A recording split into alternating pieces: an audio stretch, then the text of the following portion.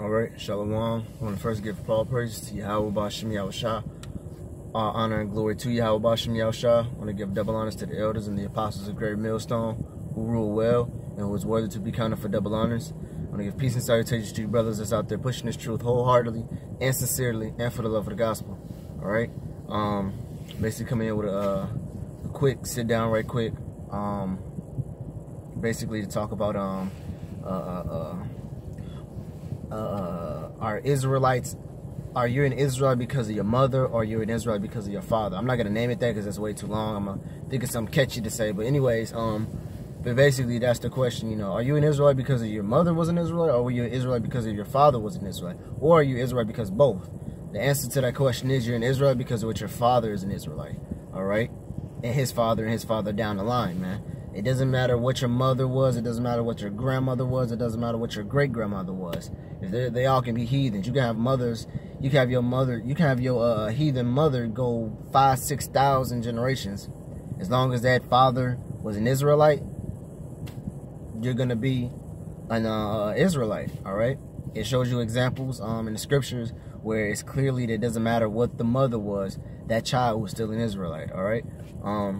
First scripture I'm gonna get in Numbers chapter 1 and verse 18, which is like the bread and butter of the father being an Israelite and the son or daughter is gonna be an Israelite also. All right, now this is Numbers chapter 1 verse 18.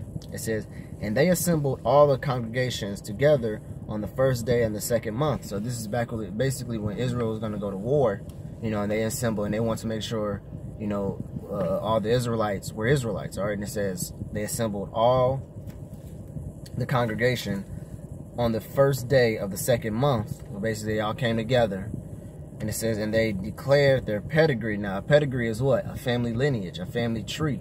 You know, lineage is saying, who are you? Who are you? I'm Job, the son of David, the son of Joshua, the son of Jacob. You know, I'll just put some names together, but, you know, basically that's how, you know, that they were coming together. So it was saying who was who by their pedigrees, all right? So the word, you know, pedigree is basically a lineage of where you come from, all right? And it says, declared a pedigree after their families, all right? So it says they declared a pedigree after their families. So basically they're seeing who's who from what tribe, all right? It says by the house of their fathers, all right? So it says by the house of their fathers, all right? So why did they basically only look at their father's side? Because their fathers, because their fathers, all the fathers, that's how you declare what the child is, all right? It doesn't matter what the mother is, it only declares of what a father. So back then they understood that, all right? So they say, hey, let's do this pedigree and declare everyone from the house of their fathers, all right? Only bring your father's pedigree. We don't want to hear what your mother is. We don't hear what your grandmother is. Just bring your father's house, all right? And that's one indication that we know, hey, you are who you are because of your father. Not because of your mother, not because of your grandmother, not because of anyone that's on your, you know, your mother's side. It's only truly becoming from your father, all right?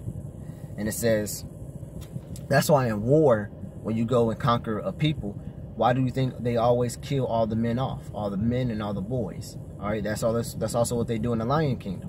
When a lion takes over a herd, he kills all the young males off. All right, the lads, like if you would, all right, because first of all, that's not their offspring, and second of all, they don't want that seed to grow up with vengeance and try to take them down, you know, in the latter times. But basically, what would a male have to do with another male besides putting them in slavery? You know, and you wouldn't put a grown ass man in slavery. You would probably want a child and probably enslave him, because that grown ass man is probably gonna want to try to rebel and escape a lot. So once you go and conquer another land, you're gonna basically kill off all the men. All right. If you watch the movie In the Land of Blood and Honey, that's exactly what the guys did. You know, they killed off all the men, and they kept the women for they basically sex toys, man. All right. So in war, you know, once you once you go take out the land, you kill all the men, and they also said that in 300. You know, what the dude say? He said, you know, you won't be slaves. Your wives will be slaves. Your children will be slaves. He said, but you're a dead man, all right? Because you killed off all the mighty men of that, well, let me say the mightiest men of that wherever you're taking over, and then you keep the women, all right? Oh, I'm gonna get into one more scripture because I don't want to make this lesson too long. I just want to get straight, cut to the point with it, because it's not a hard saying to understand. I mean, that kind of, you know, makes sense, because I had one of my women, they had said, she had basically was talking shit to me and saying, you know, could you carry, she said, I ain't seen you carry around a baby with inside of you for 9 months. And I said, I was like, you're right. I didn't care. I don't carry around baby. I don't carry around a baby with me inside for 9 months. I carry around a baby with me all my life. You know, ever since I was a little, I've been carrying around a baby inside of me. You know, because them sperm cells are, you know, children. You know, it's just your egg fertilizes and it grows, and then you can push it out. But shit, we as men been carrying babies, shit, since we were babies. You know. So, I mean, not, you know, if you want to get biological with it, I mean, the sperm doesn't become fertilized until a boy hits puberty, which is around, what, ages 12, 13, 14, you know, so if you want to get technical with it, I mean, that's when I start really carrying around a baby. But, shit, when, you know, when I was 6, 7 years old, I mean, I wouldn't be surprised if I did have sperm. It just wasn't ready to be processed out yet, but I don't know if I still have sperm, you know, developing, you know. So, so that it just automatically made sense to me. I was like, well, damn, yeah, I've been carrying around. Yeah, you literally have millions of sperm cells, walking inside, living inside males, man, and that's how they get their DNA, you know, because that male makes the sperm, and the sperm are the children. All right, just because it goes into a woman. And develops and takes on her features as far as like her skin color, maybe a couple of her facial features and everything like that, doesn't mean that determines what the baby is. You know, when that baby is swimming, that right there, that's the baby right there, swimming into the woman's egg. Now when it hits that egg, it doesn't just change nationalities or change races.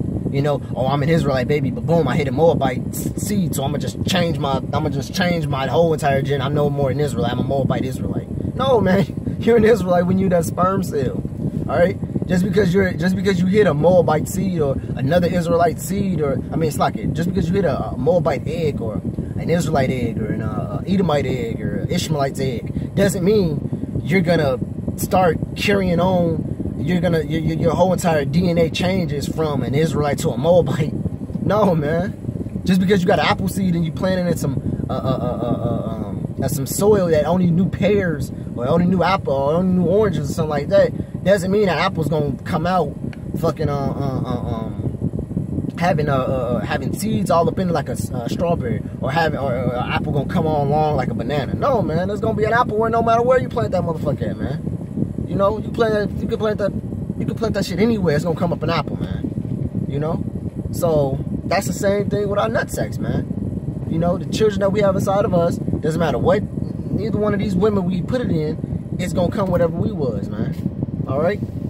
So next scripture I'm gonna get this is the book of Ruth, chapter 4. I'm gonna start from I'm gonna just get straight to the point. This is 21. It says, and Solomon begot Boaz. And Boaz begot Obed. Now, if you read the book of Ruth, Obed's mother was Ruth, which was a Moabite. All right. Now, let's see. You know, now, this is a question for you guys out there saying, nah, your mom has to be an Israelite too. You know, for you to be an Israelite. Okay. Let's see what this says. It says, Boaz begot Obed, which mother was a Moabite. It says, and Obed begot Jesse. See, it says Obed begot Jesse. Now, who is Jesse? Let's read. It says, Obed begot Jesse, and Jesse begot David. All right. Now, let's back up a little bit. Now, if Obed, as you guys claim, because Obed's mother was a Moabite. Now, if Obed's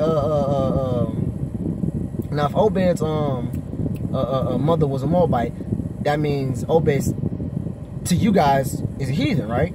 Okay, so Obed's being a man, and you guys thinking he's a heathen, then wouldn't Jesse also be a heathen because Obed is a heathen?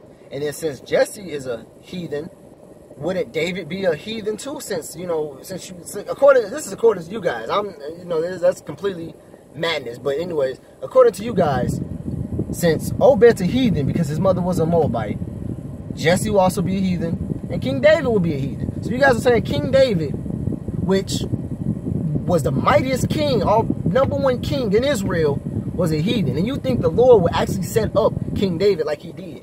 Took down Saul and set up King David. How much the Lord showed favor to King David, but he was a heathen though. See how it doesn't make sense at all?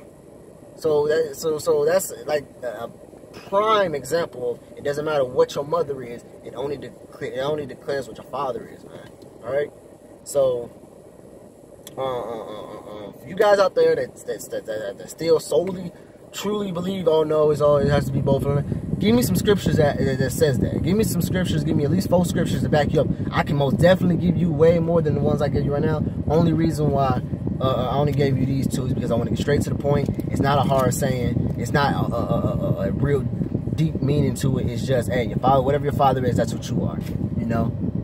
I can think of maybe another 4 or 5 scriptures I can go to, but I'm gonna end it off right here because I really have to go. Yep, you guys out there, make a video, make a response video or anything that you do, whatever you want to do.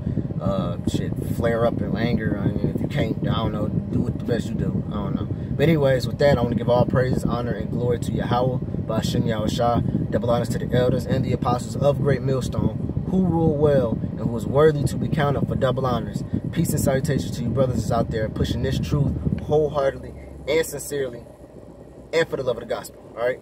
With that, shalom.